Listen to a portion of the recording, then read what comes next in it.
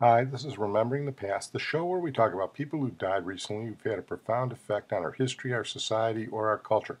Going to cover a lot of people tonight. We're going to start out with Edward Brooke. Brooke died recently at the age of 95, and he was the first African American elected to the Senate since Reconstruction. He was a liberal Republican from Massachusetts. There's something you don't see every day anymore, and he served from 1967 to 1979. And here's Boston Television on Edward Brooke. Edward Brooke, the former Massachusetts senator, has died. He was the first African American to be elected to the U.S. Senate since Reconstruction.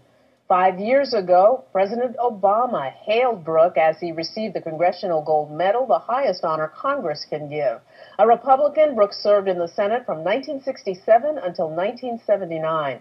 In the 60s, Brooke was twice elected Massachusetts Attorney General. After leaving office, Brooke was part of a Washington law firm. He served on several boards. Ed Brooke was 95 years old.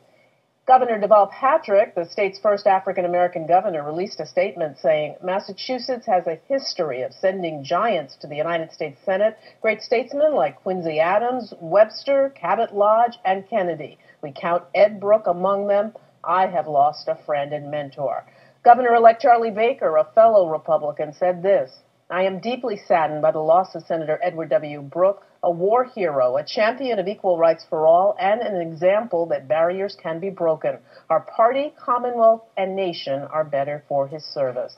And Massachusetts senior U.S. Senator Elizabeth Warren said, I'm very sorry to hear about Senator Edward Brooke's passing. He was a trailblazer for Massachusetts and our country. All that may be well and good, but Edward Brooke is undoubtedly best known for the fact that Barbara Walters, in her memoirs, came out and said she had a hot and torrid affair with him while he was still married for several years. That's got to break a lot of journalistic ethics. But neither Barbara Walters nor Edward Brooke ever caught much grief for it. I'll let you draw your own conclusions on that. We'll move on now to our feature tonight, Stuart Scott, who died recently at the age of 49. Stuart Scott was a Chicago boy. He was born in Chicago, but he moved when he was a young man to North Carolina, and he was the peripatetic ESPN sports anchorman who was best known for his catchphrases and his hip-hop attitude. And in reality, I think a lot of that stuff covered up the fact that he was an extremely reliable and knowledgeable sports anchor, and he had pretty solid opinions about most sports issues. And believe me, you can't say that about most sports anchors. Robin Roberts of ESPN did a nice 14.5-minute obit on him. I'm not going to play the whole thing, but I will play a little snip of it here. Change. What does it look like? How does it sound? What does it say?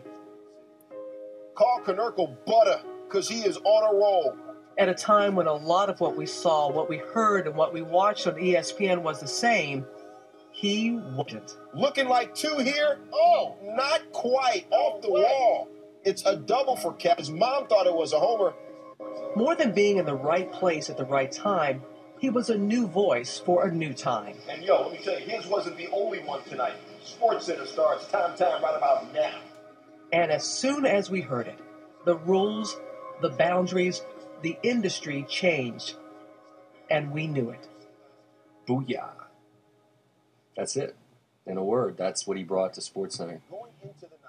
He brought his own attitude and energy and lexicon. Third inning, Derek Jeter in first. BOOYAH! Alex Rodriguez, second homer in 2 nights.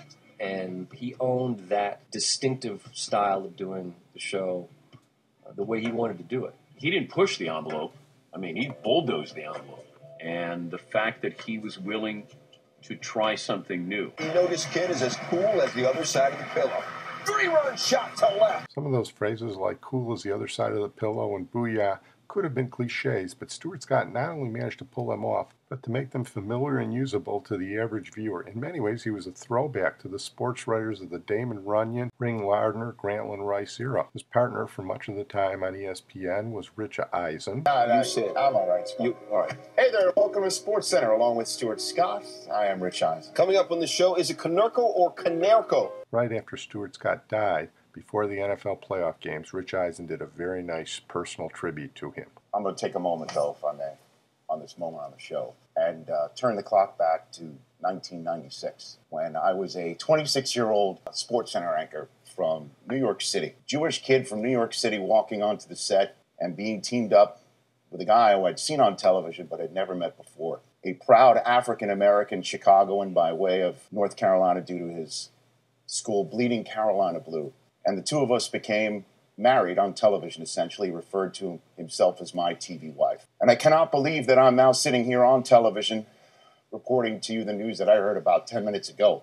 And that Stuart Scott has died. One of the most joyful, full of life individuals I have ever come across. Lived his life the way his parents wanted him to live it, the way he felt he should live it. He broadcast the same way, a groundbreaking broadcaster in the world of sports television. I love this man.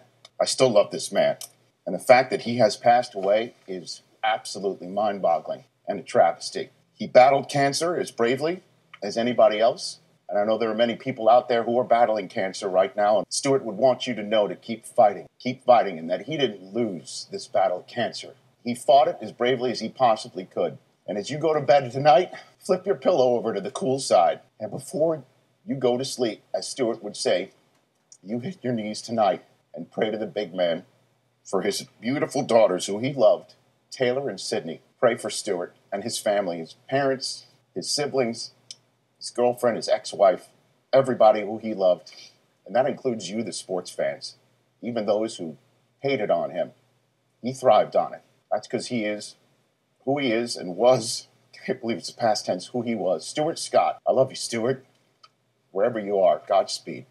Rest in peace. I think you're going to see a lot of the Stuart Scott style of broadcasting and the announcers who come up on television and the internet in the next couple of years. We're going to move on now to Bess Myerson, who died recently at the age of 90, and there have been very few falls from graces as dramatic as hers, and that can be embodied in two clips. The first is right after World War II when a nice Jewish girl from the Bronx, a 22-year-old girl who was a music major at Hunter College, had played at Carnegie Hall. She was named Miss New York City, and in those days they could travel to Atlantic City and be nominated for Miss America, and she became the first Jewish Miss America. And here she is, crowned Miss America of 1945. Yeah, Bess Myerson had it all. She was brilliant, she was gorgeous, she had personality. But before we tell the rest of her story, let's jump ahead a little more than 40 years to her friend Ed Koch, the mayor of New York, who had to utter these words in front of the television cameras. Bess Myerson has fallen from grace. No question about it. What happened to Bess Myerson? Well, after she won the Miss America pageant in 1945, she was in demand in New York City, not so much in a lot of the country where they were still uncomfortable with a Jewish Miss America, didn't want her to endorse things, but television was dawning, and she certainly captured the television age and the hearts of New York City. She did a lot of early television, started doing commercials. She was the perfect spokeswoman for the new consumer generation and Frigidaire. She was the counterpart to the Chicks of Betty Furness, who spoke for Westinghouse. Here she is doing a Frigidaire commercial on an early game show being hosted by none other than Edgar Bergen. Right now, here's another bright idea from Frigidaire. Ever feel your old range is ready to fall apart? If so, it couldn't happen at a better time than right now. And here's why. Big news from Frigidaire. This 56 Frigidaire Special Imperial range is now available. What's so special about it? The price. Never before has this type range been offered at such a low, low price. It's got the features you want. French doors, a huge quick clean oven, everything. Your Frigidaire dealer wants to show it to you. And at a price you can't resist. See him. She didn't remain with the culture of domesticity. She became a television star. She hosted the Rose Parade, she hosted the Miss America pageant, and she became one of the most familiar guest panelists in the country on I've Got a Secret. Here on I've Got a Secret, she banters with that well-known television star of the late 50s and early 60s, Ronald Reagan. Here's the host of the General Electric Theater on CBS every Sunday night, Mr. Ronald Reagan. Can you tell us what your secret is about tonight? Well, Gary, it just occurred to me that all of the men on this show tonight have one thing in common. We used to be radio announcers. We go, please, now to Bess.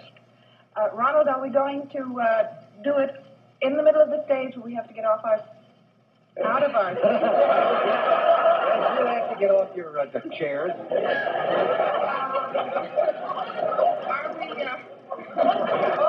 Are we going to have to change costumes or anything? Oh, no. Will we have any devices to play with?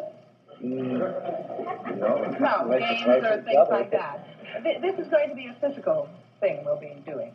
Somewhat. Things were going swimmingly for Bess Myerson, but she had two weaknesses. One of them was a weakness for bad men. She had two failed marriages, actually three failed marriages. She married her second husband twice. And her other weakness was a penchant for power and politics. In the late 60s, she became friends with Mayor John Lindsay of New York, and he made her the head of consumer protection in New York, and she actually did a good job. She was the first one to put unit pricing on products. She was consumer affairs advisor to Lyndon Johnson, to Gerald Ford, and then to Jimmy Carter. She was buds with Jackie Kennedy. I mean, she was on top of the world. After Lindsay left office, she took some private sector jobs for a while. She was friends with Nelson Rockefeller, and she was also friends with Ed Koch. And Ed Koch kept her around all the time to dispel rumors he was gay, and she helped him win the mayorship of New York. Things started swirling downhill when she got the idea to run for the Senate. She ran in the Democratic primary in 1980 against Elizabeth Holtzman. Elizabeth Holtzman portrayed it as a rich versus poor campaign and beat her in the primary. And then Elizabeth Holtzman lost to Alphonse D'Amato in the general election. I guess they were both victims of that Reagan revolution that she didn't anticipate 20 years before, and I've got a secret. Bess Myerson went back to New York to be the Cultural Affairs Commissioner for Ed Koch, and she got a new boyfriend, a sewer contractor, and that's when everything hit the fan. Her new boyfriend was still married. He looked for a divorce from his wife. His wife contested it, made a big issue out of Bess Myerson. There was an alimony hearing where they were contesting about $1,000 a month. Turned out Bess Myerson knew the judge and her daughter and had given the daughter a job. Naturally, there were accusations of bribery, and she was indicted by Rudy Giuliani. She beat the rap in court, but it didn't do much for her reputation, especially after her boyfriend went to jail on an unrelated tax evasion charge. And during that time, it turned out that he had gotten millions of dollars in contracts from the city, which looked a little bit hinky too. And that's when Ed Koch uttered his famous remark that she'd fallen from grace. In fact, her scandals were one of the reasons that Ed Koch lost his next election for mayor, which you can check out in our Ed Koch podcast. So here's the woman who was queen of New York for 3 decades, and now things didn't look good for her, and they only got worse. She went to visit her boyfriend at the federal prison in Allentown, Pennsylvania, and she got picked up for shoplifting about $20 worth of stuff. Turned out she'd been picked up for shoplifting in London before, and the press was just merciless on her. You can imagine how the New York press was. After that, she was pretty much persona non grata as a public figure in New York. She still raised money for charities, but it was pretty much over for her. I read a story that late in life she went to a ritzy East Side dinner party, and she was sitting next to a wealthy Jewish businessman, and she said, you know, my life would have been a lot better if at age 24 I'd married you and moved to Scarsdale. So here's Miss America, national TV star, advisor to politicians and presidents, yearning for the domestic life. The final irony is that when she died, the newspaper said she died at her home in Santa Monica, California. Now, I never read anything about Bess Myerson having anything to do with California. She was a New York girl through and through, and I'm just wondering how she made it out to Santa Monica at the end of her life. There's probably a good story about how the girl from Bronx, Miss New York City of 1945, spent her last days in Santa Monica, California. Well, I'm going to close on that note. I want to thank my producer and IT genius, Sid Tepps. And we're going to close tonight with little Jimmy Dickens, who died recently at the age of 95. He was the oldest living member of the Grand Ole Opry. He was known for the fact that he was under 5 feet, used to wear rhinestone cowboy outfits, and sang a lot of novelty songs. He had a number of big country music hits, but he had one big crossover hit in 1965. Made number 1 on the country music charts, number 12 nationally, and it probably influenced Johnny Carson in one of his most famous comedy routines. Here's Jimmy Dickens singing that song, introduced by Bobby Lord, another Grand Ole Opry guy. May the bird of paradise fly up your nose. A real big show lined up for you this week, and here to get things a little more underway is a friend of mine, a little bitty man with a great big hit record. Meet Mr. Jimmy Dickens. My laundry man is really on his toes. Found $100 bill among my clothes. When he called me, I came running, gave him back his dime for phoning, and I heard him saying as I turned to go, may the bird of paradise fly up your nose.